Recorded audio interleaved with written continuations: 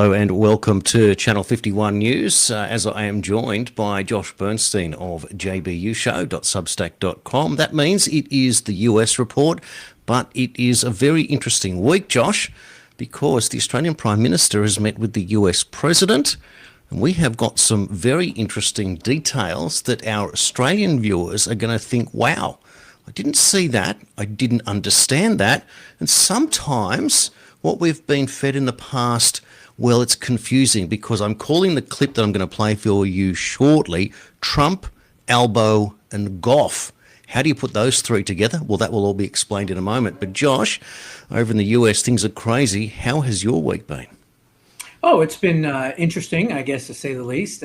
We've seen a lot of interesting things as far as this No Kings rally here in America, which has been an absolute joke.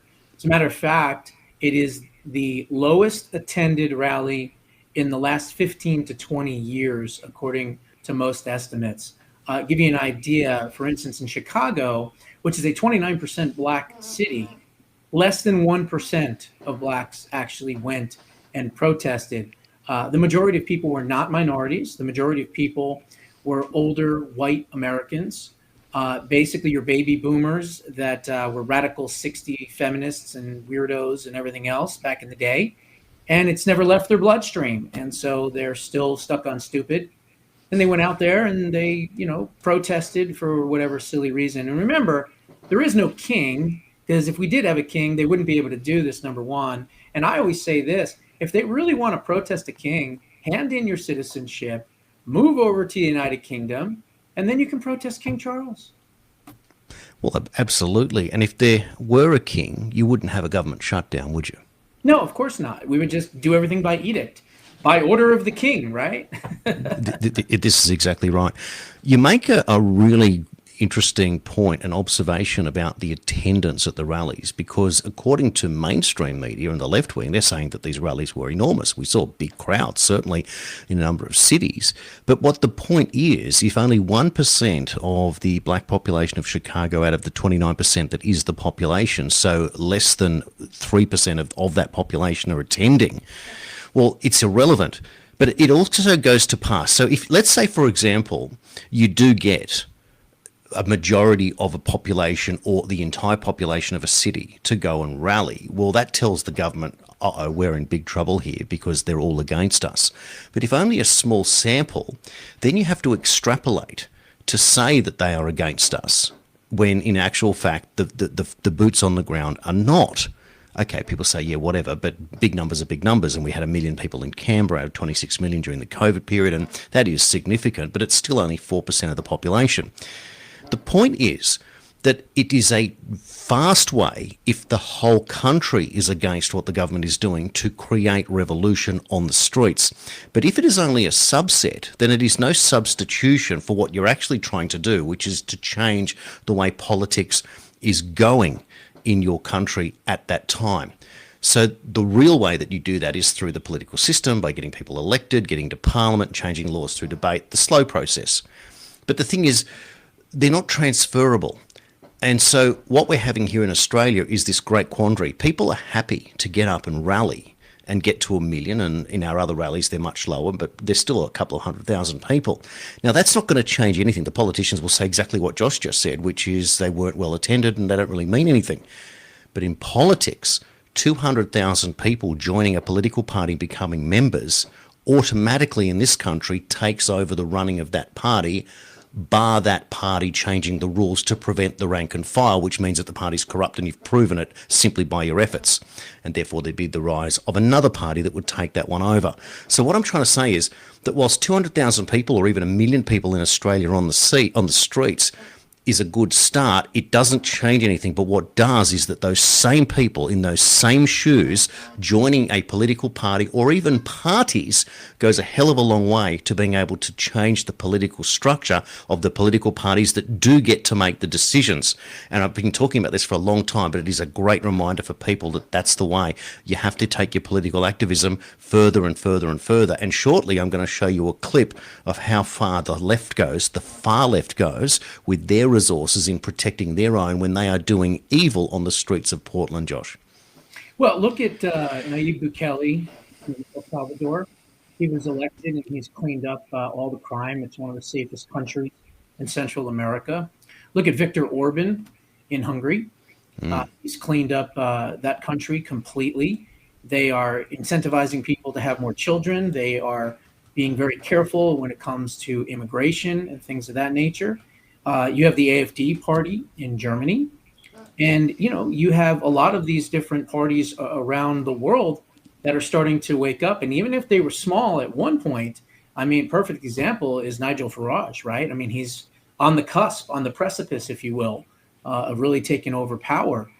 Geert Wilders in the Netherlands. So there's a lot of examples of small parties that have accumulated a lot of power and centralized it to take on the establishment. And we saw that in America with the Tea Parties in 2014 around that time. So again, we can do this with, I've always said, the people are the power. It's not anything else. It's we are strength in numbers. And that's kind of what I talk about in Preserving Liberty, by the way, as well, because we are strength in numbers. And what you can glean from that is that the majority of people don't know that they possess all the powers to change their government. And if they do know it, they're afraid to use it. And so what we have to do is get rid of that fear and show people and teach people how to use their power in a positive way. And this is another example of it. Oh, it's fabulous. Look, in a moment, I'm going to play this clip that I'm going to have us watching on the side just to gain a reaction for you, the audience at home. But it's a big deal because it's putting it all together. Trump's meeting with Albanese a few days ago, how it relates back to Australia, the Trans-Pacific Partnership, the Council on Foreign Relations, and Gough Whitlam and what he tried to do 50 years ago. Now, most people who are going to watch this are going to say Gough Whitlam bad, Lima, the Lima decision, etc., which was basically to take manufacturing offshore. This is going the other way now and explaining what we've done here in Australia by extracting our minerals and then sending them to China to buy them back at as manufactured products like batteries at a huge markup, and what Trump has managed to do. I think what we'll do is we'll play that for you now, and we'll come back and have a discussion. But take a look at this, guys. Trade Counselor Peter Navarro walked into the Council on Foreign Relations and delivered a declaration of war against the British Empire's control over American policy. And a few days later, Donald Trump signed a rare earth minerals deal with Australia that the mainstream media is telling you is aimed at China. But here's what they're not telling you. That deal is really aimed at dismantling Britain's centuries-old imperial grip on Australia and spreading Trump's America First dominance. Navarro accused the CFR of embodying an ideology that is, quote, comfortably wedded with Wall Street and the multinational corporations that love open borders, cheap offshore labor, and an endless stream of subsidized imported goods. Now, what made this speech even more enjoyable is that the CFR's current president, Michael Froman, was sitting right in front of Navarro. Froman was Barack Obama's trade negotiator and negotiated the infamous Trans-Pacific Partnership, which Navarro went scorched earth on. Then came the Trans-Pacific Partnership, forgive me here, Mike. CFR sold it as a geopolitical rampart against a rising China, yet the TPP would have surrendered much of America's manufacturing base, including our crucial auto and auto parts sectors, to Japan, Vietnam, and ironically, ultimately, China itself. President Trump saw this very clearly and tore up the TPP on day one. I was standing right behind him on that beautiful day. This is what the Council on Foreign Relations has never understood. Weakening our industrial base has never strengthened our strategic position. It has only invited aggression. That's why in Trump world, we do not trade off economic security for national security. We believe economic security is national security. Memo to CFR, you cannot project power if you've surrendered production. You cannot deter aggression when your supply chains run through your opponent's ports.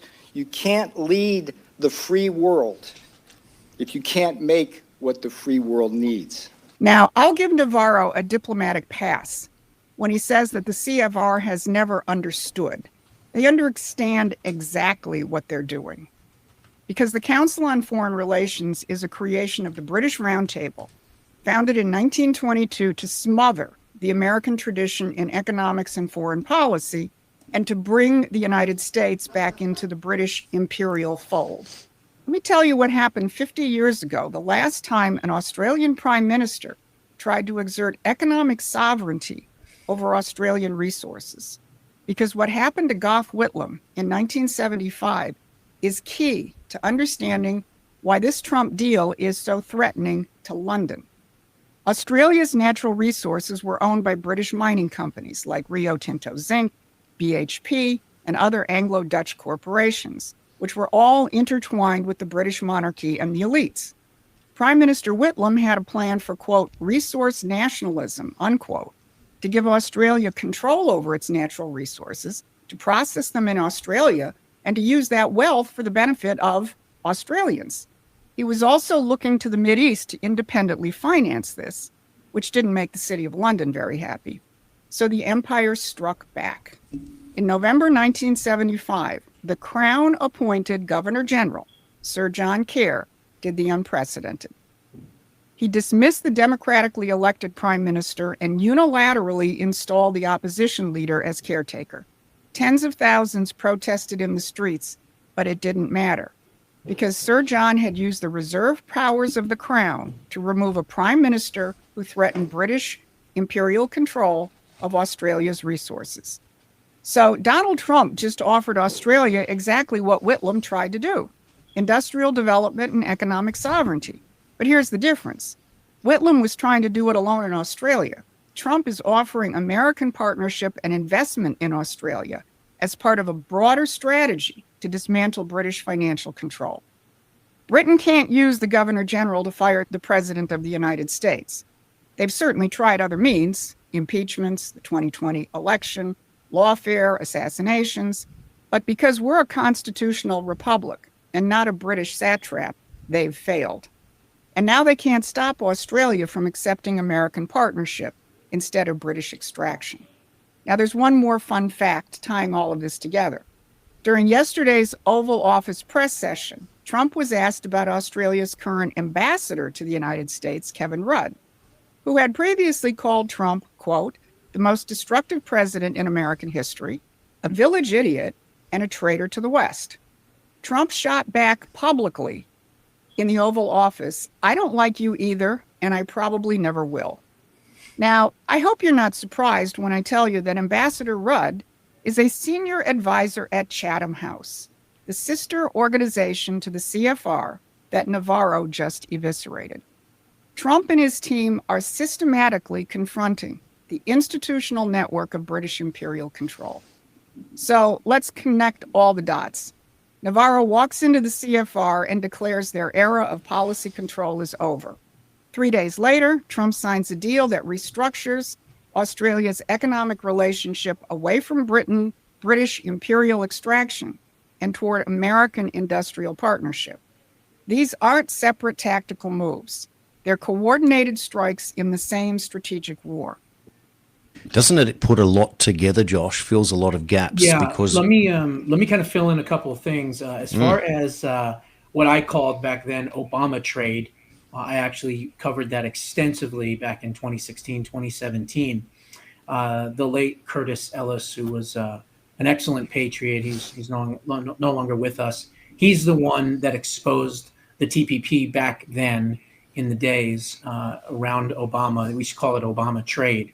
And one of the most insidious parts of the Trans-Pacific Partnership was the fact that it allowed foreign companies and countries to sue the United States for a number of different things, whether they felt that there was a trade imbalance, whether they felt that there was currency manipulation, even though there wasn't. It didn't matter what it was. It was an open carte blanche of litigation. And also, it would have zapped our sovereignty and our ability to be competitive on the world stage. So what President Trump has been doing since day one is one-on-one trade. The only one he didn't do was a one-on-one trade deals when he redid and renegotiated NAFTA, the North American Free Trade Agreement, which was signed into law by Bill Clinton. That was an absolute disaster, almost leading to what is known as the Amero, in which we actually would have gotten rid of our currency and we would have went with Canada, the United States, and Mexico and created something called the Amero. And they were going to have the Trans-Pacific Highway going all the way through the United States, Mexico, into Canada and back. So thankfully, that hasn't happened. But what President Trump did is he then renegotiated it into the UMCA, right? The United States, Mexico, Canada agreement. But what has he done since? He's done specific agreements with India just today, Scott Bessent, Japan, Vietnam. He's doing a deal directly with Australia. He's doing a deal with NATO. He's doing a deal with the United Kingdom. He's doing deals with Germany. He's dealing with individual countries rather than putting them all and lumping them all together in a global deal, which is what the left wants, because they want to take away the sovereignty and the power from the United States and give it to their globalist masters. President Trump is smart enough to recognize that, and that is why he does individual deals rather than large conglomerates. Yeah, it's very important to be able to understand the difference, and specifically with the Trans-Pacific Partnership. One such example would have been that Huawei phones, who were caught out for spyware, and if they were not allowed to trade in the United States under the TPP, they could have sued the United States government for presumed loss of earnings, for goodness sake. You got it. And if that's the case, if you can have an onslaught of foreign corporations suing your country, and why would any government do that unless they were trying to self-sabotage? You literally are going to send your government broke, which would have them going cap in hand to the globalist overlords to say, look after us. Oh, sure, come in, we will look after you, we'll take care of those debts for you, and now you're going to be part of the one world government. What a sinister way to want to bring down your country, and Obama must pay heavily.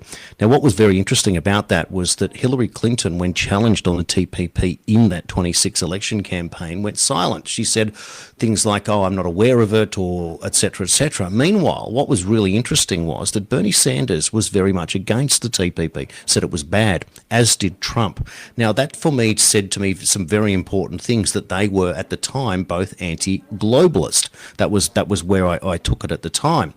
But when Trump got rid of it on day one, as we've just learnt there from Peter Navarro reminding us, that said to me that he was definitely not a globalist, he was a nationalist.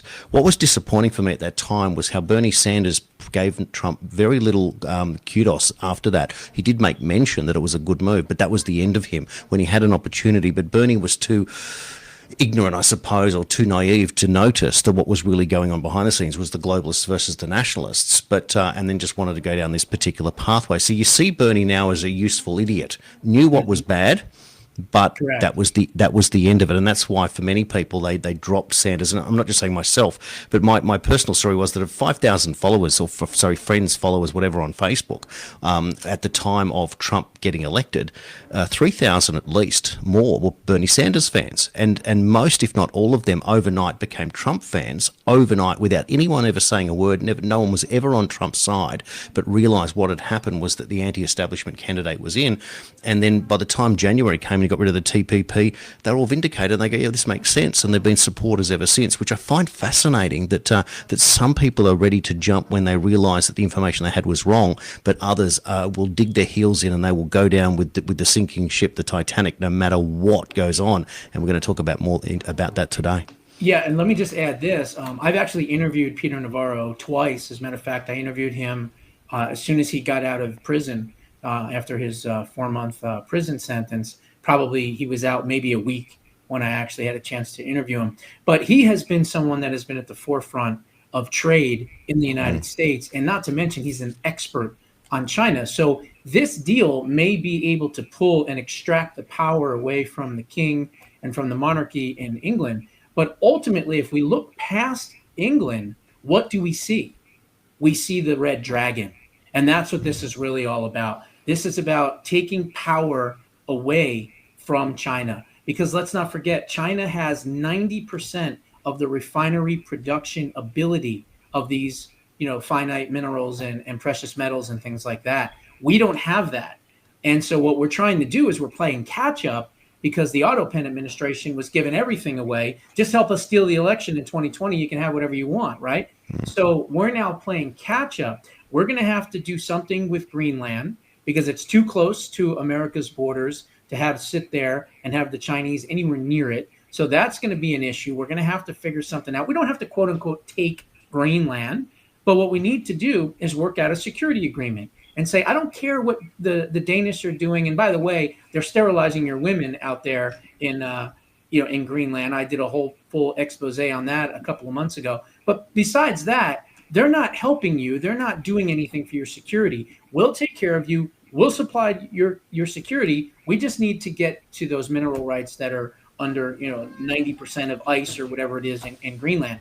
And so I think that's a big part of it. But then again, doing these individual deals, right? Doing one with the UK, doing one with Australia, doing one with all these different countries around the world. I think it creates leverage, global leverage for the United States of America. And more importantly, it resets and calibrates the balance of the geopolitical power structure in America's favor. Now, Josh, can people watch your interview with Peter Navarro? Yes, as a matter of fact, it's on the Substack. I believe both of them are on the Substack right now. You can go to the top of the Substack where it says Josh's best interviews or whatever, and you scroll through and you'll see a whole bunch of people. I mean, not just Peter Navarro. I mean, you'll see a lot of other Trump officials. You'll see people from Hollywood. You'll see people in sports. So many different people are up there. So fabulous. Now, if you go to jbushow.com, does that redirect to your Substack? The jbushow.com is gone. Too many attacks from China, no from Canada, from Russia, from Ukraine, from Belarus, from you name it. And I just couldn't afford to keep it up anymore after 5 years. So I pushed everything and migrated everything over to Substack. So jbushow.substack.com is the hub, and you'll find anything and everything you need right there. Well, fabulous. Well, at this point, given that we're doing a few promos, I'd like to just put up my thing here for the work that I'm doing on the other show, The 51st State, which is on Australian National Review. You can go to anr.news or go to the headlines, on X at ANR Headlines. You can watch most of those shows, and at Jason Q Citizen 1 on X as well, but you will find it also at channel51.com.au. But I just found it interesting that story there with Trump and Albanese plays very hard down that line of the 51st state and the idea of Australia having different relations, working within. It just feels like with what we've seen now with Prince Andrew this week, with this the sort of stories coming out. And for those that want to watch my interview with Andrew Eborn that's just been uploaded to Substack and will be out later on other social media sites, we talk specifically in great detail about Andrew, about Virginia Giuffre, but also about King Charles himself. And I found it interesting that no one really cared when Charles met with Trump recently. There was all these posters of Epstein and Trump, but no one bothered to put up a picture of Jimmy Savile and King Charles, and no one bothered to put up a picture of Jeffrey Epstein and Prince Andrew whilst they were in the UK. It just seems odd with what's going on. But Josh, selective outrage is what we call it. Well said. And looking on now, the behaviour of Andrew is it's just, you can't apologise for it. But the reason that I brought it up with Andrew Eborn last night in the recording was that where does the royal family go at this stage if they're going to pretend it's damage control? They're virtually, Andrew is implicated now in underage sex, even with abuse, sadomasochistic, at least if it's not him in the room. He's apparently involved in an orgy with Virginia Giuffre, 8 other women, and Jeffrey Epstein, for goodness sake. And you just wonder, is this the tip of the iceberg of the disgusting stuff that we've been talking about ad nauseum since 2016? When we found out about Pizzagate, which effectively is the same thing but coming out of different circles. Yeah, that's a good point. Look, I think her brand new book, what was it called? Nobody's Child. Yeah, Nobody's Child has a lot of new revelations, and it's interesting that they stripped him of his Prince title, they stripped him of everything, but his real downfall, I think, was that horrific interview that he did. I think it was with the BBC, if I'm not mistaken, many years ago.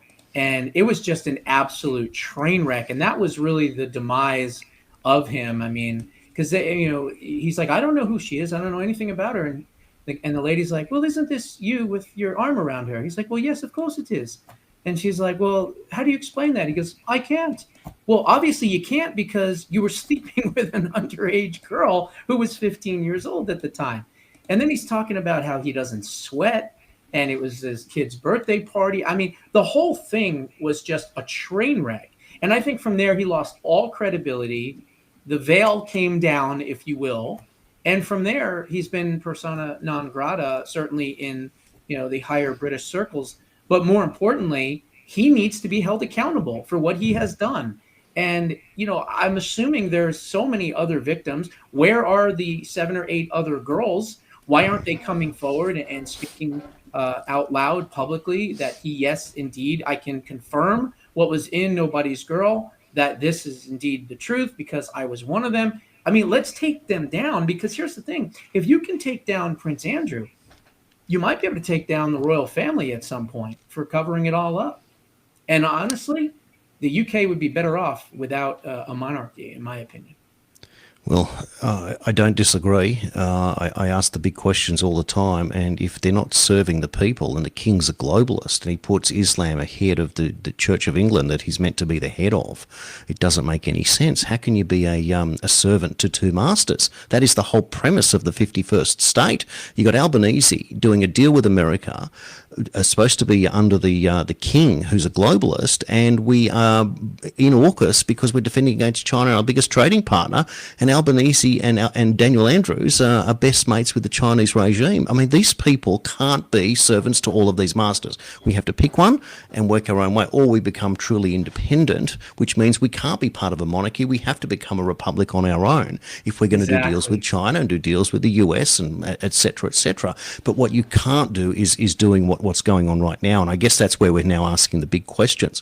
But at the same time, Australian politics is painfully slow.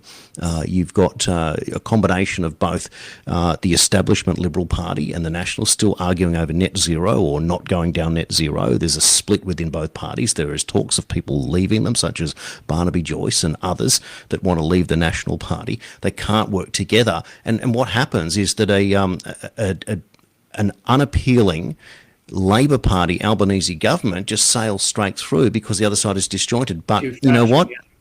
When Paul Keating, the former Australian Labor Prime Minister, said in politics, you can back one thing, that is self-interest, because it's trying, it will come together at some stage. I think it's important that we understand that things will turn around. But when there's so much confusing crossing of different ideas there, it's very hard to know where to get on board. And here in Australia now, there is a call for a Reform Australia Party to get up, which is interesting to sort of mimic what's going on in the UK with Nigel Farage. The only problem is that there's no real leader and there's no real money. So as an idea, it's a good idea. But you can't just create a political party just so you've got a name that matches something else when you don't have your own leader as part of what's going on. And so that's the problem for me. So here in Australia, I've been involved with a couple of different parties, two on the left and two on the right in my time from Labor. And now I'm working with Gerard Rennick's People First Party, because in Gerard's party, I recognise that there is a genuine leader involved there. Former Senator Rennick from Queensland has the goods to be a leader, a terrific economic scholar, if you will, knows what's going on and knows how to rebuild that way, but also the ability that he's a conduit between the third party movement and the coalition from which he comes, which is very rare. So if anything, you would hope that maybe there at long last, there is a will to merge the parties, the third parties, and so maybe this is the way forward here in Australia. But the only way you get to do that is to apply the appropriate political pressure and join a party. And look, to make this a shameless plug for the party that I've joined, peoplefirstparty.au. If you want to become a member, get on there. It's $50 at this stage. That's all it is. Put your name down, you become a member, go join a branch in your local area and get involved in the rank and file movement and have a say in party policy and what's really going on. You could do a lot worse. Let me add one thing. It sounds to me as though Australia right now in 2025 is going through the beginning stages of what America was going through in 2014.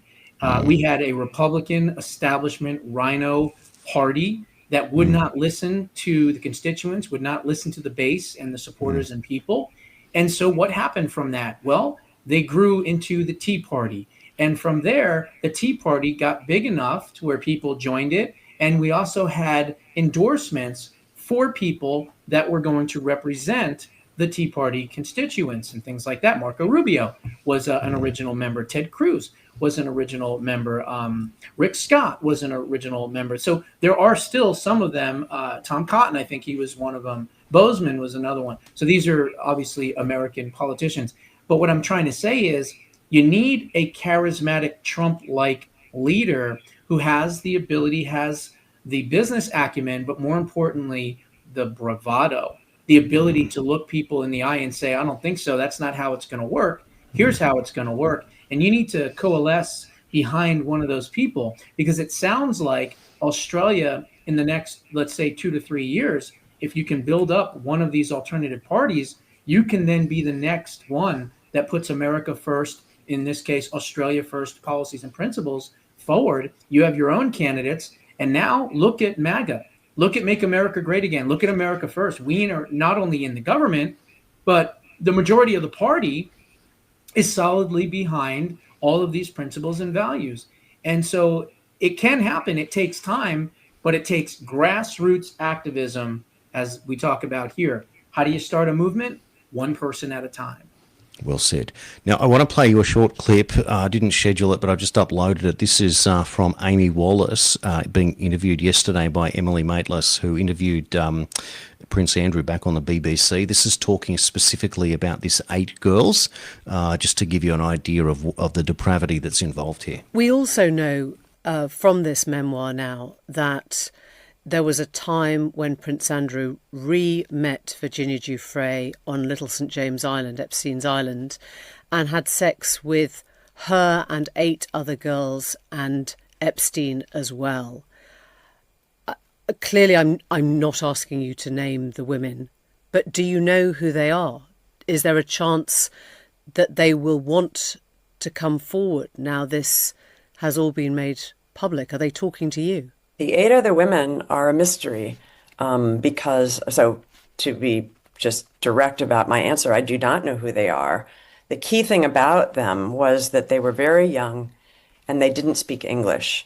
Her impression was that they were from perhaps some Eastern European country, and she was told that they had been procured by Jean-Luc Brunel, who was the French modeling agent who had discovered some big name models, but also was one of Epstein's closest associates, was one of the people who procured girls for him around the world. At one point, Virginia was told he sent triplets, I believe, who were 12 years old from France, and then he abused them, and then they were flown back to France. This is an evil dude, and the other key thing in that scene is that Epstein and Prince Andrew joke that these girls who don't speak English are the best kind of girls because you don't have to talk to them. So she didn't know who they were. She couldn't communicate with them because she didn't speak their language and they didn't speak hers. But just to stand back from that, you are clear that there are at least 8 other women now who could testify, if they chose to, that Andrew had been on that island having sex with underage girls. If they are still alive, they could do that. Interesting. I covered this story that we're talking about here, and at the time it was 2 Slovakian or Yugoslavian sisters, blondes, that the French guy procured for Epstein and brought them over to the island. So I would assume, again, I don't know for sure, but I would assume that 2 out of those 8 women or girls at that time were these 2 blonde sisters, because I remember covering it extensively back then, because it was part of an affidavit when he was arrested and he got that sweetheart deal in Florida by Acosta. What I will do is I will try to find that video and repost it. because it was quite compelling. And perhaps now that sadly she, is dead because she didn't kill herself and was murdered, I think that at this point, perhaps maybe some of the things that she put in her book are now going to maybe come to fruition. Maybe these girls are still alive, and maybe they will come forward. We should only hope. There was also talk of 3 12-year-old triplets being flown over by Brunel and then flown back. So this just gives you an idea of what we're up against here. It is absolutely sick. Now, I want to move on now to, let's look at Russia, because Trump's talking about the final problem to be solved. But there is now sanctions being talked about. First of all, we're going to go to Putin himself, because this is escalating to nuclear testing. Let's take a look. Да. Добрый день, уважаемые товарищи. Сегодня у нас плановая, хочу это подчеркнуть, плановая тренировка по управлению ядерными силами, как только что доложил министр обороны. Давайте начнем работать. Пожалуйста, слово начальнику Генерального штаба Вооруженных сил Российской Федерации Герасимову Валерию Васильевичу. Прошу вас, Валерий Васильевич. Товарищ Верховный Главнокомандующий, на тренировке предлагается разработать порядок действий по санкционированию применения ядерного оружия. Практические действия будут осуществлять подвижный грунтовый ракетный комплекс ЯС государственного испытательного космодрома «Весет», ракетная подводная лодка стратегического назначения Северного флота «Брянск» из акватории Баренцева моря. Wow. They're serious, aren't they? Did they say where the target was going to be? Well, we don't know specifically more detail at this stage, but it's the gesture. And there's Putin there with his green manila folder, listening to these plans, underlining, for example. What's he underlining, and who's he going to tell that to? But the end result now is that whether or not this is the great movie and whether or not it's planned or not, but the Americans, President Trump and Scott Bessent, are now talking about furthering sanctions. I'll play this clip because this is the reaction. As you know, and the world can see, President Trump is the president of peace. He's done peace deals, trade deals, tax deals, and part of the peace deal, the real remaining final conflict in the world, this would be the 9th one that he has found a solution to, would be between Russia and Ukraine. President Putin has not come to the table in an honest and forthright manner, as we'd hoped. There were talks in Alaska. President Trump walked away when he realized that things were not moving forward. There have been behind-the-scenes talk, but I believe that the president is disappointed at the where we are in these talks. So either this evening or first thing tomorrow morning, we are going to be announcing a substantial increase in Russia's sanctions. I'm not going to give you the exact sanctions, but I can tell you that this will be one of the largest sanctions that we have done against the Russian Federation. Moving on. So Dangerous it's world obvious. we live in, huh? Yeah, well, absolutely, and this is the point. Now, look, it could be coming to the the sum of all fears part of the movie. It seems that we're getting there. My questions are: is this meant to be a leaning on Ukraine so that there is a capitulation and a surrender in this regard, but then they are going to declare Putin a madman at this point, or is it just a bluff, or will they continue to resist? But at what point do you resist when you have a nuclear warhead aimed at you? Great questions. I guess my first reaction is that Vladimir Putin is somebody who is patient and is not trigger happy. And the reason I say that is because he's had all these years. He's been called a monster. He's been called a communist. He's been called a dictator. He's been called everything for almost 10 years, majority, of course, by the Democrats, right, with the Russia hoax and everything else. I mean, if you think about how they have demonized this one world figure, it's actually amazing to me that he hasn't retaliated since and in any way that would be fearful and harmful to the United States or our allies. Do I think it's saber rattling? It's hard to say at this point. I think President Trump talking about Tomahawk weapons to Ukraine obviously made them take this next step and say, well, if you're going to hit deep within inside Russia, then we're going to get our nuclear capabilities ready to, to possibly retaliate. I don't know. It's getting a little crazy. I'll be honest. I wish President Trump wouldn't say things publicly that the media could run with and things like that. I think that there are certain conversations that need to be secure conversations between world leaders. And he's joking around saying, what do you think? Should I give your buddy Zelensky tomahawks? I mean, he's telling that directly to Putin and vice versa. And I think that part of his diplomatic ability is terrible. And I'll say that as a Trump supporter. I think he needs to be quieter, more reserved, and in some respects, take this even more seriously, because a nuclear proliferation or war is going to be catastrophic for the entire world. And yes, he may have solved 8 wars, but if you can't solve this last 9th one, what does it do if, God forbid, it turns nuclear to the other 8? Doesn't even matter in the footsteps and footnotes of history. So let's hope that cooler heads prevail here. I understand that we're going to put sanctions and things like that, but this war needs to come to a peaceful conclusion. I've said all along that I believe Zelensky is the wrong leader to negotiate for peace with Ukraine, and I think that he is the impediment to peace considerably.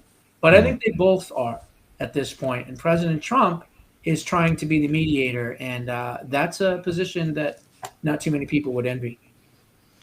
When you consider the attack on Iran for the nuclear facilities, resulting in Iran taking that shot at Qatar in that building that was emptied out, it was to save face and it was to end that conflict.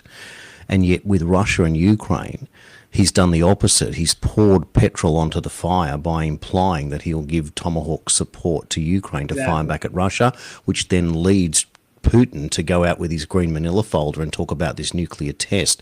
And I wonder if Trump is doing this for the optics to show the escalation. But obviously, when you get to that stage, you then realise that this can only end up with an absolute disaster, and it's to stop it. But it does feel overly theatrical, but we're used to that from Trump. So you play both sides. It's dangerous if it escalates, but the point is that whilst it's just rhetoric at this stage, it's a play to get people on side. But at the same time, you just feel like the world is numb to this. Like they don't really care. The world is so off on another tangent, on another timeline, that you mention nuclear war, they're like no big deal. But if you mention ICE, goodness me, if you mention that illegal people can be kicked out of your country, they lose their minds. Let's play you a clip now from the latest of the ICE threats. Don't forget where you're standing. This is South Central Los Angeles. They are not the only ones with guns in this city. They're not the only ones, and don't forget that. And I don't say that because we're calling for violence. I'm saying that because the people have every right to defend themselves against masked, unidentified gunmen with AR-15s and other military rifles. The people have every right to defend themselves. Josh, it's crazy, isn't it? Yeah, it's getting a little bit scary there. Look, the only thing I can say at this point is that we've got to clear out these rat's nests of illegal aliens in these major blue cities. The Democrats secretly want, and I've said this before, safe cities. They don't want crime. No one wants to live in crime. But they don't want their illegal voting base to disappear, because power to the Democrat Party is more important than safety, clearly. Otherwise, they wouldn't be fighting to have these people removed, right? So you have to look at it not on the surface, but past the surface. Why would normal people, which these people are clearly not, but why would regular people in a blue city be fighting against the people that are trying to remove the criminal elements from their cities? You can't come to a rational conclusion that they don't want to live in a safe neighborhood. So the only other thing that you can think of is the fact that they're paid, number one. They're being funded, number two, by foreigners, a lot of them, that I've already discussed ad nauseum. The newest one, Christopher Hone, out of the UK. Of course, Neville Singham, that's another one. George Soros, the Open Society. So they're being funded. But the other part of this is they don't want these people removed, because if they're removed and they redo the census, they're going to lose even more seats. And that means they what? They lose power. Everything with the Democrats has to do with retaining power. And any threat to them retaining that power is going to be met, or they're going to try to come back with violence. It's as simple as that. Absolutely. Well, let's cross now to Portland with the discovery of an Antifa safe house. I mean, it was kind of known before, but this is just interesting to have a peek inside. Take a look.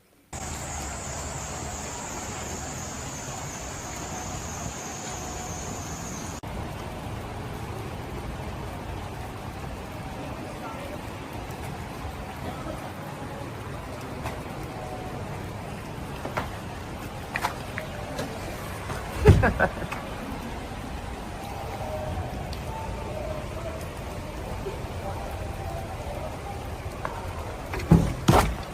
the fuck back. What are you bitch. doing? What are you doing? That's what I thought. I'm just checking it out. I'm on a public sidewalk. Close the window if you don't want to see in. There you go. You're so fucking closeted gay. You're ugly.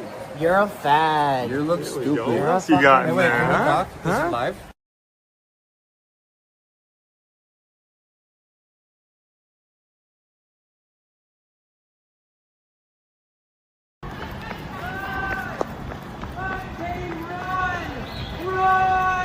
Going into the Antifa safe house. Yup.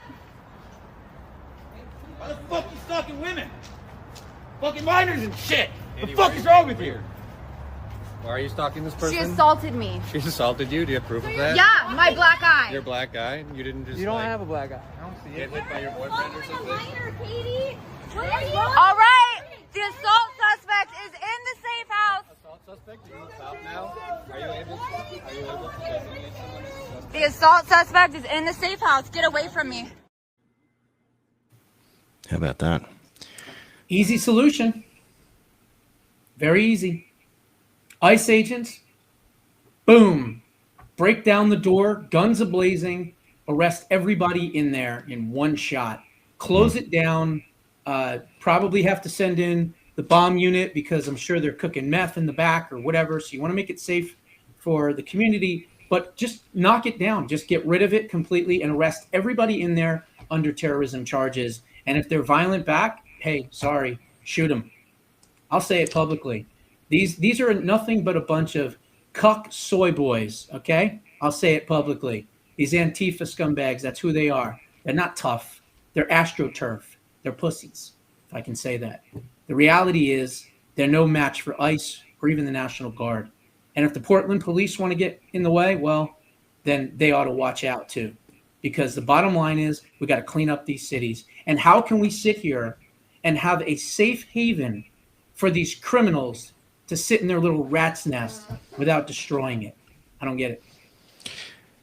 Now there's a real movement behind the scenes to find out who's paying for the rentals for these particular properties, and if they connect back to likely where they are, you're going to be able to lay down some charges under RICO for racketeering, etc. Because you know that none of those people there are paying the exorbitant rents that would be required to rent such a property in the heart of Portland there. So really interesting, but it's coming to a head, obviously. Meantime, we're at 3 weeks in almost, I think, on the government shutdown, and this is the reaction when asked in an interview as to what's going on. Shutdowns are terrible, and of course there will be, families that are going to suffer. We take that responsibility very seriously, but it is one of the few leveraged times we have. It's unbelievable, isn't it? It's just They unreal. don't have leverage. Let me explain something, okay? I've done a lot of research on this. If we cut every single Democrat program, every single one that the government has, and if we get rid of all Democrat expenditures and we get rid of any of their policies that we're allowed to cut, just cut it all, that will be enough money to keep the government closed for the next 5 months. 5 months and about between 14 and 19 days, if you want to get real technical. At that point, you would also have about 3 months worth of tariff revenue to pay the military, ICE, and the National Guard with. So if the Democrats think that they have close to 8 months worth of leverage, well, then they're even stupider than I thought they were. Well, that takes them, goodness me, what are we up to, June? And the elections, the midterms would be only a couple of months after that. You can't see how much more damage can possibly be done. And at the same time, there's now arguments here about food stamps, that there's no money for food stamps, so people are going to start screaming because they can't afford to put food on their own tables. This is an interesting case, and of course New York, now with the arrival of ICE over there, is also interesting, that there's now been arrests going on, and at the same time you've got Mamdani coming up for his election in early November, and just leading New York right down that pipeline. It's hard to believe, Josh, that the heyday of New York really was the Giuliani period, where he cleaned it up in the lead up to, September 11 was the end of that period. But when you went to New York in the mid to late 90s, it was the true heyday. It couldn't have got any better. Is it recognisable today at all from what it was a quarter of a century ago? Not at all. The last time I was in New York was in 2019, when sadly my father passed. And so I went back for the funeral and things like that. That was about a month and a half to maybe 2 months before the shutdown of New York and the whole COVID hysteria and the pandemic and all that came into fruition. And I remember going through Times Square at that point, and it was pretty. I mean, there were still homeless people, but it wasn't dangerous. It was kind of clean for the most part. And as soon as that shutdown happened, New York completely changed, and quite frankly, has never been the same. And at this point, probably never will be the same, because there's not going to be another Giuliani that comes into play and cleans up the city. I would love to see it happen, but I don't see it happening. And if, God forbid, Zoran the moron, Mamdani the commie wins, you're going to have a New York that you won't even be able to recognize if you think it's bad now. And the reality here, and I'll say this publicly, as a conservative, as someone that is a huge supporter of Republicans and conservatives, Curtis Sliwa, get the hell out of the race now. Immediately. Get out. All you are doing is splitting the vote and making it that much harder to block Mamdani. And I don't care who hears this, okay? Now, New York has a choice. You can embrace communism and Islamofascism, or you can elect a somewhat sane but corrupt grandma killer who likes to fondle women. Those are your choices. And quite frankly, I'd rather have the grandma killer that fondles women than a all-out Islamofascist in Mamdani. So the only way that's going to happen, the only way that's going to be stopped, is if Curtis Sliwa gets the hell out of the way. It's just an unbelievable scenario. The city that was once the best in the world is a shadow of its former self. In many ways, I wish Jackie Mason was still alive to mock Mamdani like nobody else could do when he was alive. He used to do comedy routines about all the mayors and governors of New York in his hometown. And I remember him talking about Mayor Deakins, and talking about how he was going to solve crime. And he said, and already crime went up. And this is what we're going to see now in New York. It's just it's quite extraordinary that the once greatest city in the world is it's in big trouble. At the same time as the United States is preparing to for its golden age, it just seems at some strange loss here. Now, if he is elected Mamdani, can he? Are they fixed terms for the mayor in New York? There's no way that he could be replaced. Yeah, I mean, there is fixed terms, and you can only run a certain amount of times and things like that. But we have to Mamdani-proof New York, and I think that's what President Trump is doing right now, by going in there and trying to clean up the city before this election in case, God forbid, he does win. But the other part of this is cutting back federal programs and getting rid of them right now, especially during the shutdown. If I was Russ Scott, I would be concentrating solely on New York. Then I'd go to Chicago, then I'd go to Portland, then I'd go to Seattle, then I'd go to Detroit, and so forth and so on. All these blue cities, and I would make sure that we are cutting every single one of these programs that are sponsored by Democrats, every single one of them, but especially in New York. Because if you do that, now he's not going to have the money because he needs the financial money. He's not going to have the money. You can't raise that much taxes and revenue on the people. I mean, you can't do it. So the only way he can implement what he wants to implement is through grubbing off of the federal government. That's the only way he can do it. So I say Mandami proof the city. And quite frankly, I've called for it publicly, and I'll say it again. Denaturalization. Let's get rid of him completely. He shouldn't even be allowed to run. Matter of fact, if I was President Trump, I would already have had him deported. And I don't care what the left says. I don't care how you say, oh, how dare you take away our candidate? Well, what did you do with your own candidate who was brain dead, right? You subverted the will of 14 million Democrats and installed your queen, did you not? So again, we ought to denaturalize a lot of these people. We can do that. Secretary of State, Marco Rubio, has already talked about possibly doing some of this stuff. I say do it. Get rid of them all. Well, it could, stranger things have happened, and a radicalisation against a radicalisation. Who knows if that's the way it's going to be? Well, Josh, we're getting to the end of the show, and the East Wing, there is an AI mock-up, if you will, of what people are saying is going to get up the noses of Democrats as Trump builds his new ballroom that is privately funded. I love it. Meantime, Hillary is losing her mind as well. It's not his house, it's your house, and he's destroying it. This after Hillary had to send back $20,000 worth of furniture that she decided to take after leaving the White House. Well, Dan Scavino, wait till she sees the name of it. And of course, it's not the first time that US presidents have modified the White House. This has been done over, many times over the years. And the other last story, just quickly, is that we're now learning that big names are out and not being credentialed at the Pentagon. Washington Post, CBS, NBC, ABC, Reuters, and Fox. And look who is in. There you go, the Post-Millennial, National Pulse, Gateway Pundit, TP USA, Jack Posobiec, Tim Paul, Lindell TV. How about that? Incredible. Yeah, we should have jbushow.substack.com as another one, but I'm still kind of censored and still kind of rebuilding. But I will say this is a wonderful policy. And I said this today, if you refuse to wear a badge and you're walking around in the most secure location in the entire world, which is the Pentagon, the State Department, and you then refuse to sign a pledge that says that you will not leak classified or unclassified information, then you're not a journalist, you're a traitor.